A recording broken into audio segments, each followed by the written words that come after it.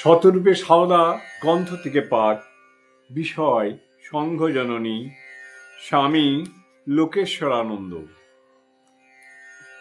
যথাগ্নে দাহিকা শক্তি রামকৃষ্ণে সমজ্ঞয়া সর্ববিদ্বা স্বরূপং তং শারদাং প্রণমাম্যহম।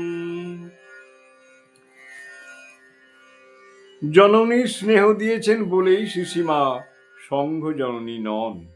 সংঘকে সুনির্দিষ্ট পথে চালিয়েছেন বলে তিনি সংঘ জননী। মা যেমন অবধ শিশুর হাত ধরে চলেন, নিজের জীবন দেখিয়ে তিনি সংঘকে চালিয়েছেন। প্রতিকূল পরিবেশে কি করে লক্ষ্যে স্থির থেকে চলা যায় তাই দেখিয়ে তাঁর ত্যাগ, বৈরাগ্য, ঈশ্বর নির্ভরতা, সত্যনিষ্ঠা, নিষ্প্রিয়তা, আপামর জনসাধারণের প্রতি সন্তান বাৎসল্য দেখিয়ে গৃহীভক্তকে গার্হস্থ্য জীবনের আদর্শ দেখিয়েছেন। ত্যাগী ভক্তকে সন্ন্যাসের আদর্শ, সংঘের আধ্যাত্মিক শক্তির উৎস, তাই সংঘ জননী। রামকৃষ্ণ দেবের শিষ্যরা প্রত্যেকেই অবতার কল্প পুরুষ, প্রত্যেকেই অসাধারণ ব্যক্তিত্ব সম্পন্ন, প্রত্যেকেই তেজস্বী ও যুক্তিবাদী, স্বাধীন চেতা ও আত্মনির্ভর, শাস্ত্রজ্ঞ ও অনুভূতি সম্পন্ন। কিন্তু শিশিমার কাছে তারা প্রত্যেকেই যেন শিশু। তিনি গুরুপত্নী বলে, শুধু গুরুপত্নী হলে মায়ের সামনে এই আত্মবিলুপ্তি তাদের পক্ষে কখনো সম্ভব হতো না। মায়ের সঙ্গে তাদের ব্যবহার থেকেই আমরা বুঝতে পারি কি চোখে তারা মাকে দেখতেন।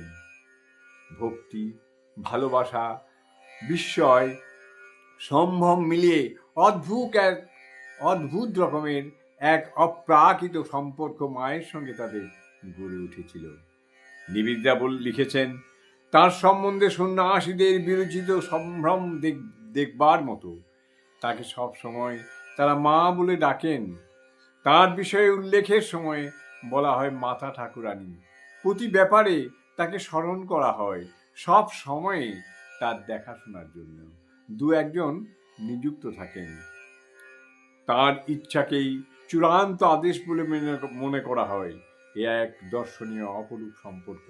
এই সম্পর্ক শুধু শ্রীরামকৃষ্ণের সঙ্গে তাঁদের যে সম্পর্ক তার সঙ্গে তুলনীয়। জয় মা, জয় মা, জয় মা।